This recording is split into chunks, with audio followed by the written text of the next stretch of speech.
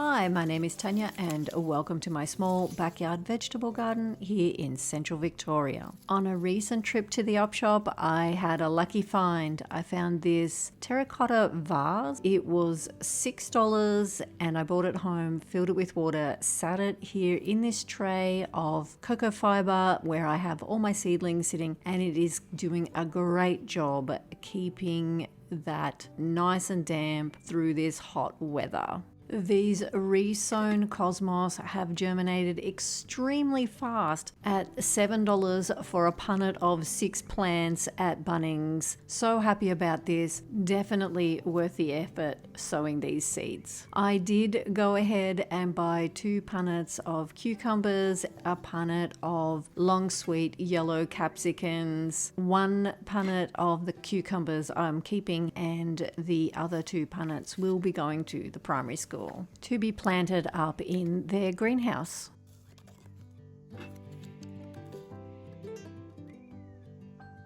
More beans pushing through the soil. I think I might go searching for a different type of bush bean. Although the brown beauty beans are very nice, I am looking for those little dark green beans like the ones you find at the supermarket. If you have any suggestions, please let me know. I sowed my Brussels sprout seeds yesterday. It is a red Brussels sprout or purple, either way, and I am hoping that these germinate just as fast as the green ones I sowed. The markdown pink champagne rhubarb is looking a lot happier with some water and a drink of Seasol. I think the days are numbered for my Sydney crimson rhubarb that's in the perennial garden. These green Brussels sprouts are looking quite good, a little leggy if anything, but I think I should pot a few on at least.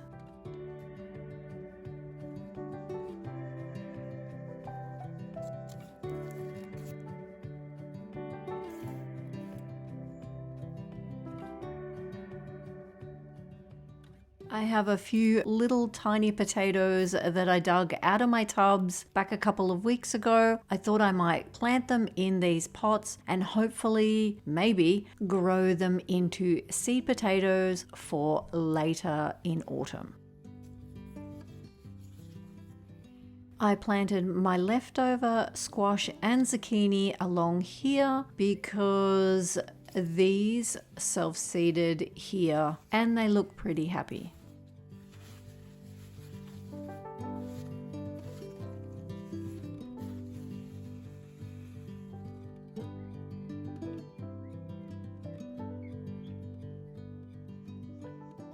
I've been tidying up the perennial bed and pulled out all these bedding dahlias. They are far too big. I thought I might take them to the school. They have a spare garden bed there that I'm going to fill with them. I cut out the hollyhocks. I first saved some seed. These are the cosmos and the orange flash calendula. I lifted all of the walking onions, which have sized up to what I think is a good size. The soaking hose runs right down through the middle and I didn't want them continually getting wet.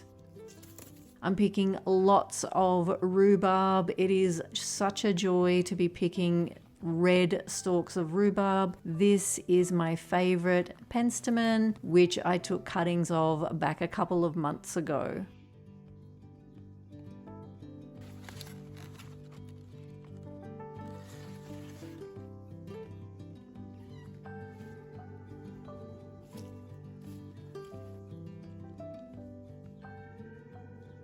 I've just finished a very special project that has been on my mind for a good couple of years. If you've been around a little while, you may remember that I bought this tank back last year exactly for this little project, and I'm happy that it is finished and working, and this is the first time that I am filling it, which will make putting Seasol out so much easier and less time consuming.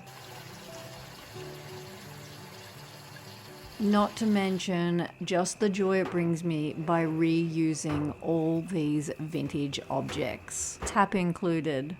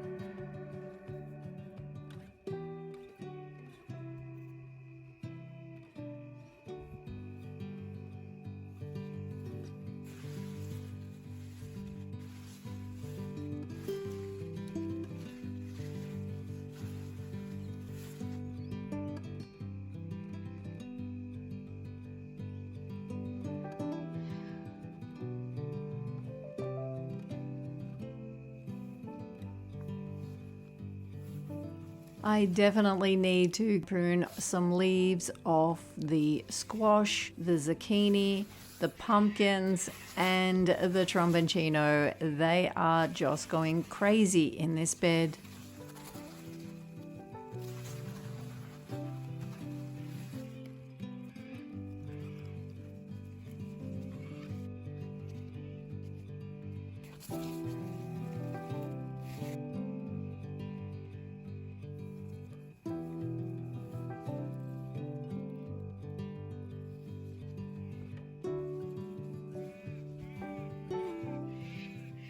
These Munchaburplus cucumbers have all of a sudden decided that they are going to get growing quite fast. There are flowers already on them and they are trying to mingle with each other. I want them to go straight up the frame. Let's see who wins the battle. They are not as strong as the Japanese climbing cucumbers. I think I might play it safe and add a few strings in between the wires, just to give them that bit extra support.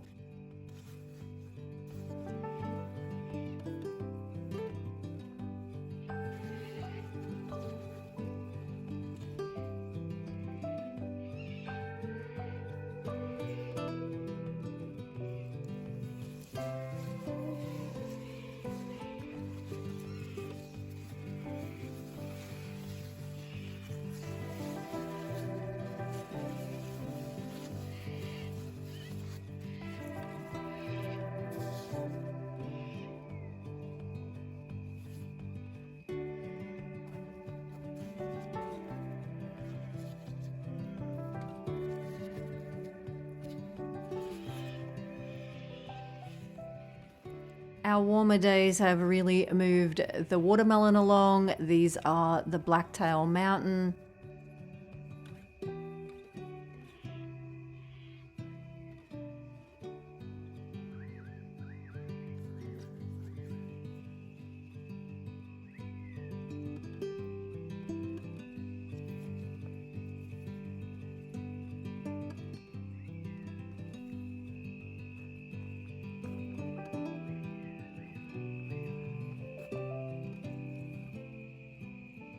I decided to sow some carrots in this empty tub. I covered it with hessian. I did this last year in the garden beds. It keeps the birds off while also keeping the soil damp and dark. It also makes watering really easy. I just water through the hessian. There is a fair bit of fruit forming on the capsicums. It seems a bit slower than last year, but maybe I am just being impatient. The tromboncino might have been a bad idea to plant there. Main reason I planted it there was to cut down the heat off the tin. Then I could remove the fabric at the back, but it may go a little crazy if I go by the growth of the plants on the arch.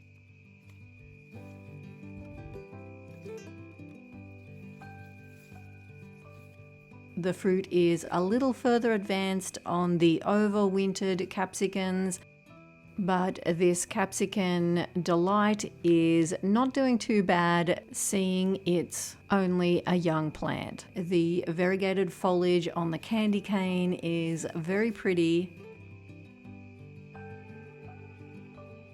and the netting is to keep Mrs. Possum from stripping all the foliage off the capsicums.